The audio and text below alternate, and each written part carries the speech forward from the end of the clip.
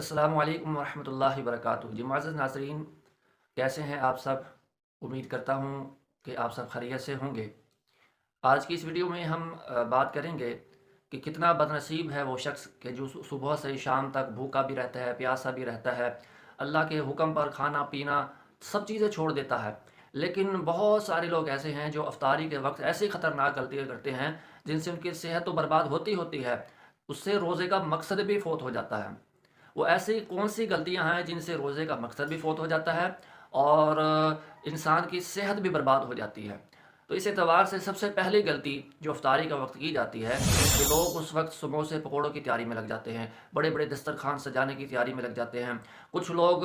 Timing کے اوپر گفتگو کرنے لگ جاتے ہیں، کچھ لوگ سیاسی گفتگو لے کر اس وقت بیٹھ جاتے ہیں، الغرض یہ کہ اس وقت کو ضائع کیا جاتا ہے، حالانکہ یہ وقت انتہائی قیمتی وقت ہوتا ہے، کیونکہ رسول اللہ صلی اللہ علیہ وسلم کی حدیث کے مطابق اس وقت روزے دار کی دعا کو قبول کیا جاتا ہے، اس کی دعا کو رد نہیں کیا جاتا۔ تو یہ انتہائی قیمتی وقت ہم گفتگو کرتے ہوئے گزار دیتے ہیں، جبکہ اس وقت میں یہ وقت اللہ سے مانگنے کا ہوتا ہے، یہ وقت اس بات کی خوف اور ڈر کا ہوتا ہے کہ اللہ ہمارے سارے دن کی بھوک اور پیاس کو اپنی بارگاہ میں قبول فرما لینا۔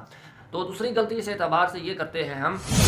کہ ہم بڑے بڑے دسترخوان سے جا لیتے ہیں، لیکن ہمارا ہمسایہ بھوکا ہوتا ہے، ہمارا ہمسایہ پیاسا ہوتا ہے، ہمارے عزیز اقارب جو روزے سے ہوتے ہیں لیکن ان کو کھانے کے لیے صحیح طریقے سے افطاری کا سامان میسر نہیں ہوتا، اور ہمارے ہاں دسترخوان اتنے بڑے بڑے لگائے جاتے ہیں کہ بہت سارا کھانا ویسٹ بھی کر دیا جاتا ہے، لیکن اپنے ہمسایوں کا خیال نہیں کیا جاتا کہ ہمسائے کے حقوق اتنے ہیں۔ رسول اللہ صلی اللہ علیہ وسلم نے فرمایا کہ مجھے خطرہ لاحق ہوا کہ اللہ تبارک تعالیٰ کہیں وراثت میں ہمسایوں کا حصہ نہ رکھ دے، تو ہمسایوں کا ہمیشہ خیال رکھیں، ان کے ہاں آپ افطاری اور سحری کا اگر اللہ نے توفیق دی ہے تو راشن بھیج دیں، اگر آپ ایسا نہیں کر سکتے تو اپنے روزمرہ کے دسترخوان میں سے تھوڑا تھوڑا اپنے ہمسایوں کو یا قریبی رشتہ دار جو آپ کے قریب رہتے ہیں ان کو لازمی دیں۔ اور اس اعتبار سے ایک غلطی اور جو کی جاتی ہے جو انتہائی خطرناک غلطی ہے وہ یہ ہے کہ ہم اس وقت بہت زیادہ پانی پی لیتے ہیں، بہت زیادہ افطاری کے وقت کھا لیتے ہیں، جبکہ سارا دن ہمارا معدہ خالی ہوتا ہے، اور یکدم جب ہم معدے کے اوپر اتنا وزن ڈالتے ہیں جس کی وجہ سے ہمارا معدہ خراب ہو جاتا ہے اور ہماری صحت بگڑ جاتی ہے۔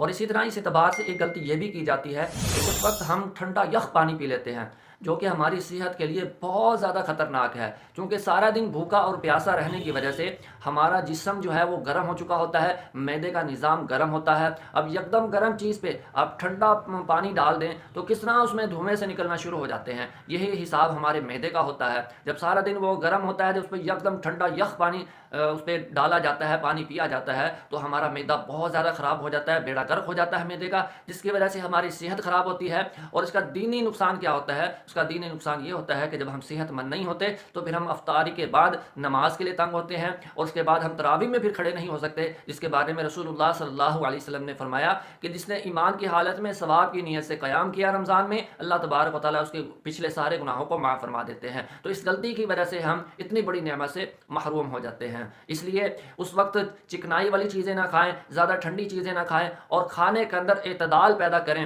جہاں رسول اللہ صلی اللہ علیہ وسلم کی دیگر سنتیں ہیں، اس طرح کھانے میں اعتدال پیدا کرنا یہ بھی ہمارے پیارے نبی صلی اللہ علیہ وسلم کی پیاری سنت ہے۔ رسول اللہ صلی اللہ علیہ وسلم نے فرمایا کہ مومن کے لیے چند لقمے ہی اس کی کمر کو سیدھا کرنے کے لیے کافی ہیں، اور اگر اس کو کھانے پینے کا زیادہ ہی شوق ہے تو وہ اتنا کھائے کہ ایک حصہ کھانے کے لیے ہو، ایک حصہ پانی کے لیے ہو، اور ایک حصے کو وہ خالی چھوڑ دے، تاکہ اس کا نظام ہضم جو ہے وہ درست رہ سکے، انسان صحت مند رہ سکے۔ اور صحت مند ہونا یہ عبادت کے لیے بڑا ضروری ہے، بہت اہمیت رکھتا ہے۔ جب آپ کی صحت درست نہیں ہوگی آپ بہت سی نیکیوں سے محروم ہو جائیں گے۔ تو یہ وہ بڑی بڑی غلطیاں ہیں جو عام طور پر ہمارے معاشرے میں افطاری کے وقت کی جاتی ہیں، ان غلطیوں سے اپنے آپ کو بھی بچائیے، اور اس ویڈیو کو زیادہ سے زیادہ مسلمانوں تک، اپنے بہن بھائیوں تک، رشتہ داروں تک شیئر کیجیے تاکہ وہ بھی ان غلطیوں سے بچ جائیں اور اس کا ثواب آپ کو بھی مل جائے۔ السلام علیکم ورحمۃ اللہ وبرکاتہ۔